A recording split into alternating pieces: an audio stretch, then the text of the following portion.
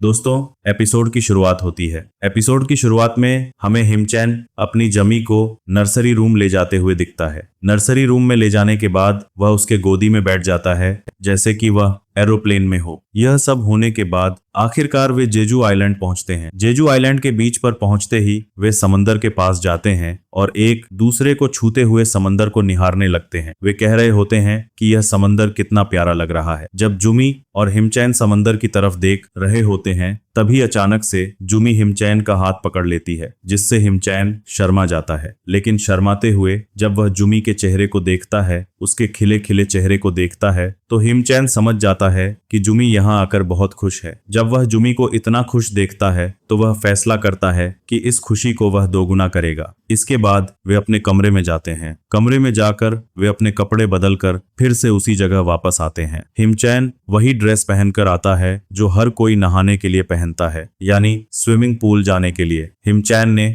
एक शॉर्ट और half pant पहन रखा है, वहीं जुमी ने एक बहुत ही छोटा ड्रेस पहना हुआ है। आप उसे स्विमिंग सूट कह सकते हैं, लेकिन सच कहें तो उसमें कपड़े नाम मात्र के ही थे। अगर कपड़े हटा भी दिए जाएं तो कोई फर्क नहीं पड़ेगा, क्योंकि सब कुछ दिख ही रहा था। मैंने इस बारे में डिटेल में टेलीग्राम चैनल पर बात की है, जिसका लिंक डिस्क्रिप्शन में है। जब जुमी वो स्विमिंग सूट पहनकर वहां आती है और हिमचैन से पूछती है कि वह कैसी लग रही है, तो हिमचैन की नजरें उस पर से हट ही नहीं रही होती हैं। वह जुमी से कहता है, तुम कैसी दिख रही हो? तुम मुझसे ये पूछ रही हो? तुम तो पूरी कयामत लग रही हो। यानी कि हिमचैन जुमी की बहुत तारीफ करता है। इतनी तारीफ सुनने के बाद जुमी खुश हो जाती है। इसके बाद वे समंदर किनारे जाते हैं, वहां टेबल लगाते हैं, बैठ जाते हैं और बीच की धूप का आनंद लेने लगते हैं। जब जुमी और हिमचैन समंदर किनारे बैठे धूप का आनंद ले रहे होते हैं तभी वहां बहुत सारे लोग आ जाते हैं। एक एक करके जब वे सारे लोग वहां आ रहे होते हैं तो वे सिर्फ जुमी को ही देख रहे होते हैं और उसके बारे में गंदी बातें कर रहे होते हैं। हिमचैन जुमी को अपनी मां मानता है, इसलिए जब वह सारे लोगों को जुमी को घूरते हुए देखता है तो उसे अच्छा नहीं लगता। वह जुमी से कहता है, जुमी तुम बहुत खूबसूरत लग रही हो, लेकिन यह पब्लिक में ठीक नहीं है। यह कहने के बाद वह फिर से जुमी से कहता है कि जब सारे लोग उसे इस तरह से घूर रहे हैं तो उसे खराब लग रहा है। वह नहीं चाहता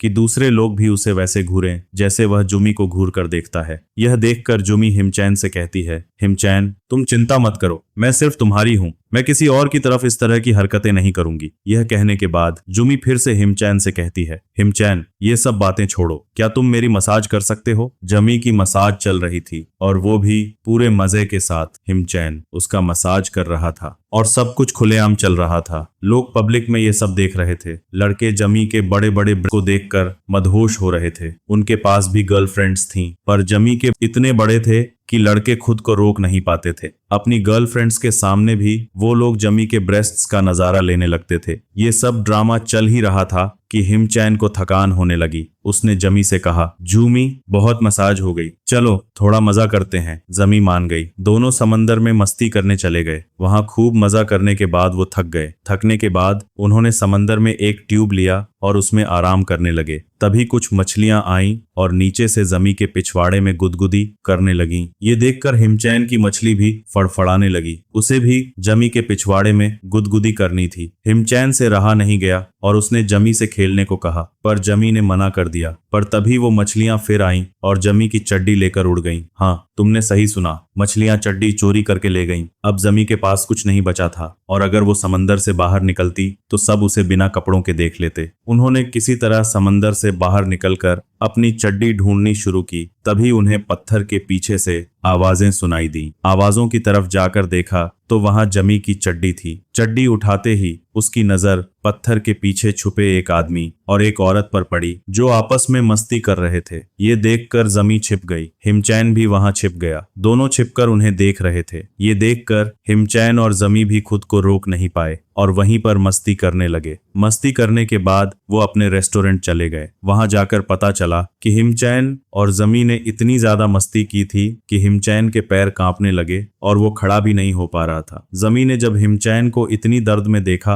वो हिमचैन को बोलते हैं, हिमचैन तुम्हें और परेशान होने की बिल्कुल जरूरत नहीं है। चलो हम अपने रूम चलते हैं। वहां जाकर तुम आराम से सो जाना। अगर तुमने आराम नहीं किया तो यहीं बेहोश हो जाओगे। जब जुमी ने हिमचैन से ये सुना तो वो हिमचैन से बोली, तुम इतनी टेंशन क्यों ले रहे हो? मैं बेवरा नहीं हूँ। सोने की बात कर रहे हो तो तुम क्यों टेंशन ले रहे हो? मैंने आज रात के लिए कुछ प्लान किया है। जब जुमी ने सोचा कि हिमचैन ने उसके लिए कुछ प्लान किया है तो उसे समझ नहीं आया कि आखिर हिमचैन ने उसके लिए क्या प्लान किया था। इसलिए उसने हिमचैन से पूछा, ऐसा क्या प्लान किया है तुमने कि तुम सो नहीं रहे हो और आराम नहीं कर रहे हो? हिमचैन ने जुमी की बात सुनी और फिर जुमी से कहा, तुम इतनी ज्यादा टेंशन क्यों ले रही हो? मैं तुम्हें बताता हूँ कि मैंने क्या प्लान किया है। तभी वहां एक पार्सल वाला एक पार्सल लेकर आता है और वो पार्सल ऑर्डर करने वाला कोई और नहीं बल्कि हिमचैन ही होता है। जी हाँ, वो पार्सल हिमचैन ने ही ऑर्डर किया था। इसके बाद जब पार्सल वाला आता है, हिमचैन उससे पार्सल ले लेता है। जब जुमी ने पार्सल देखा तो उसे समझ नहीं आ रहा था कि हिमचैन ने ऐसा क्या प्लान किया था जिसके लिए उसे पार्सल मंगाना पड़ा। इस वजह से उसने हिमचैन से पूछा, आखिरकार उस पार्सल में है क्या? जब उसने ये पूछा और ये सारी चीजें जो चल रही होती हैं वो सब होटल के बरामदे में हो रही होती हैं। जब होटल के बरामदे में ये सारी बातें उनके बीच हो ही रही होती हैं तभी वहां AU की एंट्री होती है। अगर तुम लोग को AU के बारे में पता नहीं है या तुम लोग को हेम के बारे में याद नहीं तो मैं तुम लोगों को बताना चाहता हूँ कि ये वही लड़की है, ये वही स्टूडेंट है जिसका हिमचैन के साथ चक्कर चल रहा है, जिसने इस ट्रिप में आने से मना कर दिया था। जी हाँ, उसी होटल में वो आ जाती है जिस होटल में जुमी और हिमचैन रहते हैं। वो वहां आती ही नहीं है बल्कि जब वे लोग बात कर रहे होते हैं वो वहां आती है और हिमचैन से टकरा जाती है। हिमचैन की जब मुलाकात होती है हेम से, हिमचैन जब हेम को वहां देखता है तो वह चौंक जाता है। चौंकने के बाद और जब वो हेम को एक लड़के के साथ देखता है तो वह समझ जाता है